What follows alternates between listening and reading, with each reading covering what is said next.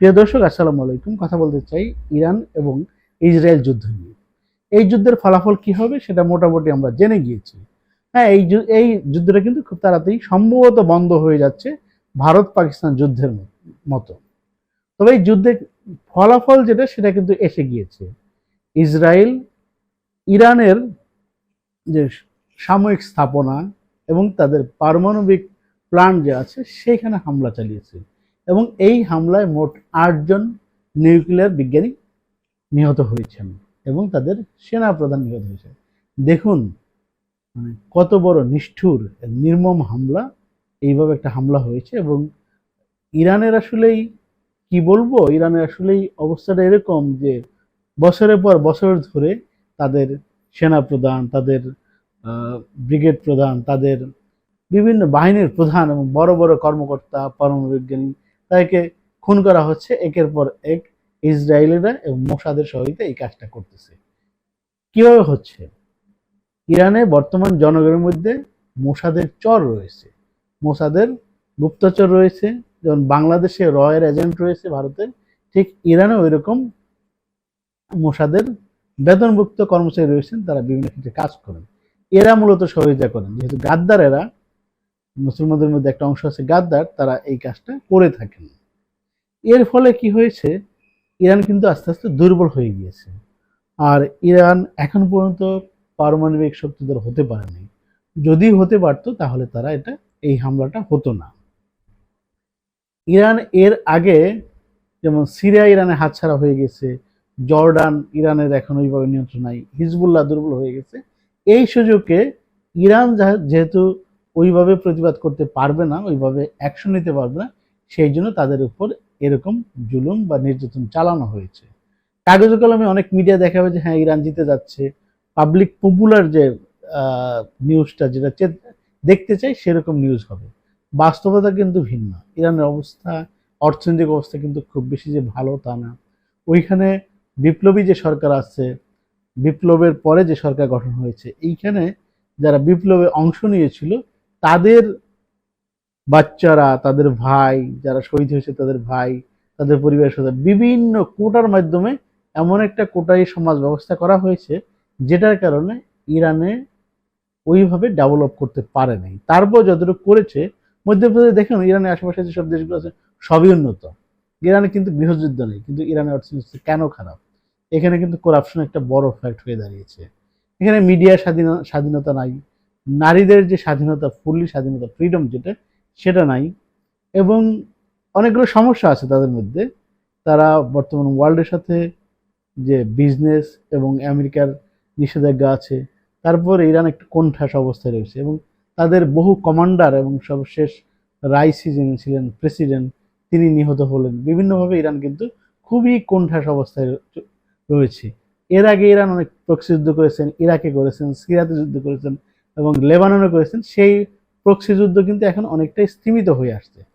ফলে ইরান এখন অনেকটা দুর্বল হয়ে গেছে এবং সেই জন্য তার উপর যে হামলাটা করা হয়েছে, এই হামলা কিন্তু ইরান মোকাবেলা করতে পারেনি।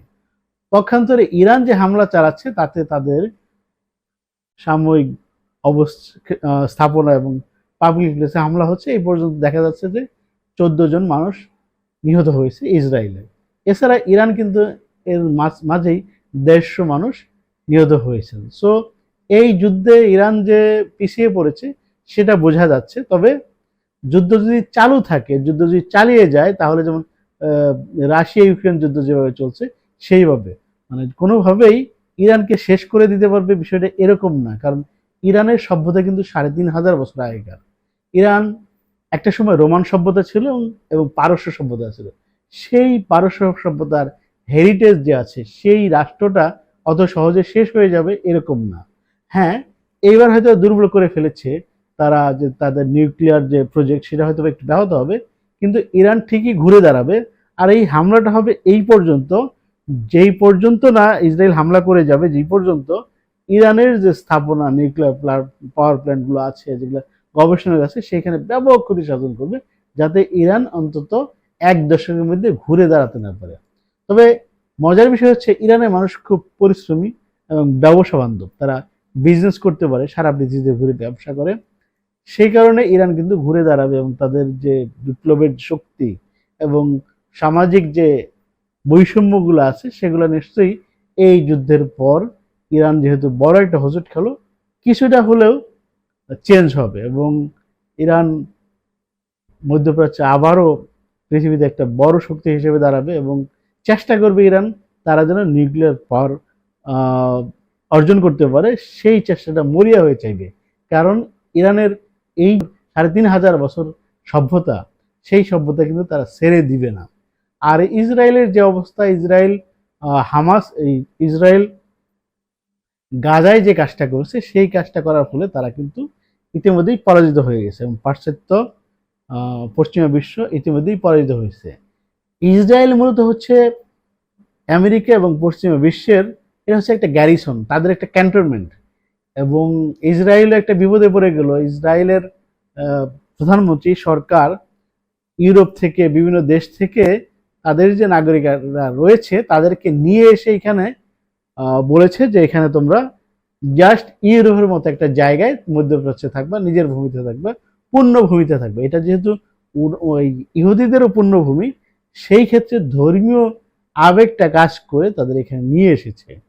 এইখানে যতই তারা বোমা বর্ষণ করুক বা যুদ্ধ বিমান ইউজ করুক তা কিন্তু শেষ হয়ে যাবে না। কারণ এই এই ক্ষেত্রটাই কি করবে, সারা পৃথিবী থেকে ফ্রান্স বলেন, যুক্তরাষ্ট্র বলেন, যুক্তরাজ্য বলেন, কানাডা বলেন, সবাই তাদেরকে সাহায্য করবে এবং এইভাবে সাহায্য করে এই যে পশ্চিমাদের আরব বিশ্বের মধ্যে পশ্চিমাদের একটা ক্যান্টনমেন্ট, সেই ক্যান্টনমেন্টকে জারি রাখবে। তবে দুঃখজনক বিষয় বা মজার বিষয় হচ্ছে যে রক্তের যে দাম, রক্তের যে ক্ষমতা, এটা কিন্তু কখনোই শেষ হয়ে যায় না। আজকে পৃথিবী কিন্তু একদিনের জন্য না বা ১ বছরের জন্য না, ১০ বছরের জন্য না, ১০০ বছর বা ১০০০ বছর চিন্তা করলে এই ইহুদিদের উপর কিন্তু উপর্যুপরি আঘাত এসেছে এর আগে এবং তারা পৃথিবীতে অত্যাচারিত হয়ে এই ফিলিস্তিন থেকেই সারা পৃথিবীতে ছড়িয়ে পড়েছে বাঁচার তাগিদে। সেই সময়টা ইহুদিদের আবারও আসবে এবং তারা আবার সারা পৃথিবীতে বাঁচার জন্য জীবন নিয়ে দৌড়াদৌড়ি শুরু করবেন। এই সময়টা কিন্তু তাদের জন্য আবার আসবে। তারা যে এই যে এখন যে রাষ্ট্রটা আছে সেই রাষ্ট্রটা কিন্তু ভেঙে যাবে এবং ভেঙে যেতে বাধ্য। কারণ এইভাবে অত্যাচার করে মানুষ কখনোই টিকতে পারে না। দেখুন, শেখ হাসিনা কিন্তু টিকতে পারে নাই। শেখ হাসিনা এত অত্যাচার করেছিল এবং তার টার্গেট ছিল সব মানুষ শেষ করে ফেলবে, তারপরও টিকতে পারে নাই। কারণ হচ্ছে এইটা টেকার জন্য আল্লাহর ইশারায় একটা যথেষ্ট।